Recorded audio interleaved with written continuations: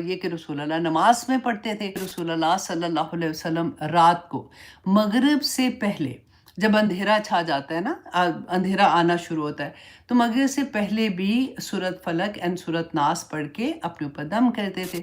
پھر آتے کہ رسول اللہ صلی اللہ علیہ وسلم جب بستر پہ جاتے تھے اس وقت آیت الکرسی، قل هو اللہ احد اور سورت فلق اور سورت ناس یہ پڑھ کے اپنے اوپر دم کیا کرتے تھے.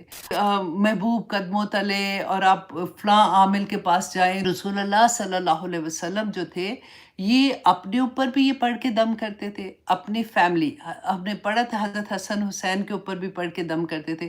پہلے ڈیفرنٹ آیات ہم پڑھتے ہیں، دعاؤں میں ہوتا ہے کہ رسول اللہ یہ پڑھ کے بھی دم کرتے تھے.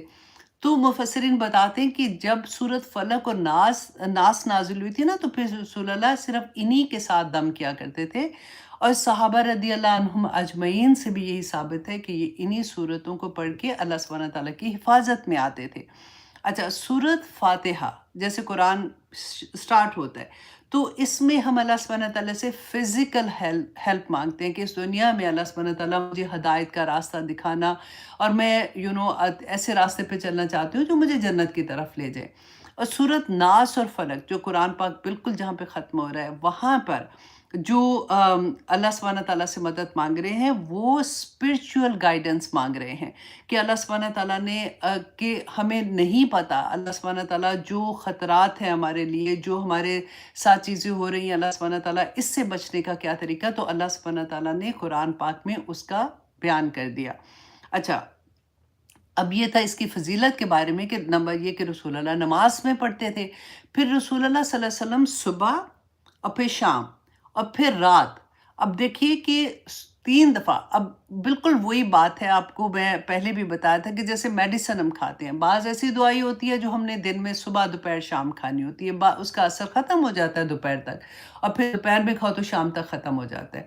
کچھ دوائیاں ایسی ہوتی ہیں ہم نے دن میں 1 دفعہ کھانی ہوتی ہے، وہ پورا دن اس کا اثر رہتا ہے. کچھ دوائی ایسی ہے جو ہم نے ہفتے میں 1 دفعہ کھانی ہے.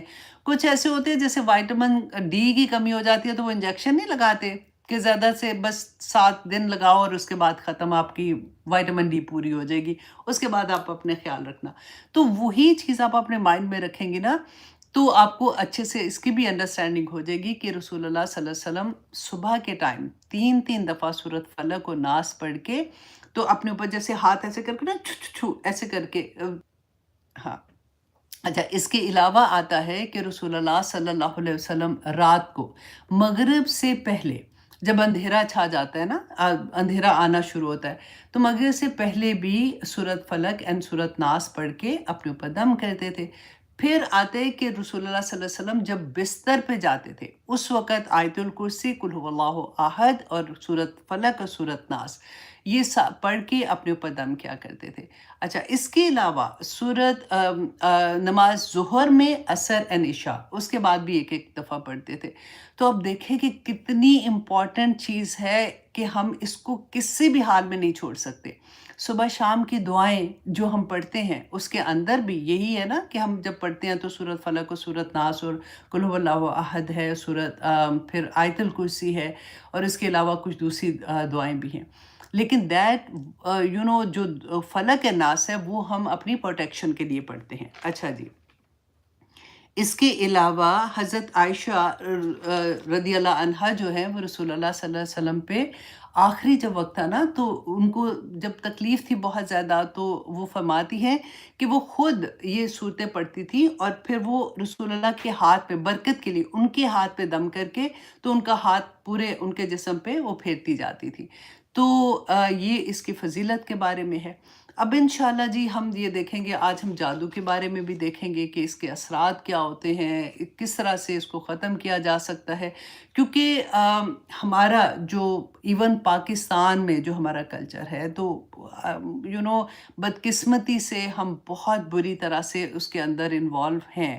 ہم اللہ نہ کرے لیکن زیادہ تر آپ دیکھیں، آپ سفر بھی کرتے ہیں تو آپ دیواروں پہ لکھا ہوا ہوتا ہے اور کیا کیا چیزیں ہوتی ہے کہ شرم آتی ہے. جب ہمیں علم آتا ہے تو پھر شرم آنی شروع بھی ہو جاتی ہے کہ محبوب قدموں تلے اور آپ فلاں عامل کے پاس جائیں تو یہ ہو جائے گا. لوگ بہت غلط چیزیں کر رہے ہوتے ہیں اور حالانکہ جادو کے بارے میں قرآن میں واضح طور پہ اللہ سبحانہ تعالیٰ نے فرما دیا کہ جو جادو کرتا ہے اور جو کرواتا ہے اور جو اس پہ بلیو کرتا ہے کہ یہ کروا کے میں یہ کر سکتا ہوں، وہ کفر کرتا ہے، اس کا ایمان ہی ختم ہو جاتا ہے۔ اتنی بڑی بات ہے، اور پھر اسلامک کنٹری ہے، آپ دیکھیں کھلے عام لوگ ایسی حرکتیں کر رہے ہوتے ہیں۔ وہ کئی سڑک پہ جاؤ تو کئی دفعہ سر پڑا ہوتا ہے بکرے کا، گائے کا جیسے، یا پتہ نہیں کس کا، وہ جیسے ہوتا ہے نا کہ اس کے اوپر جادو کرتے ہیں۔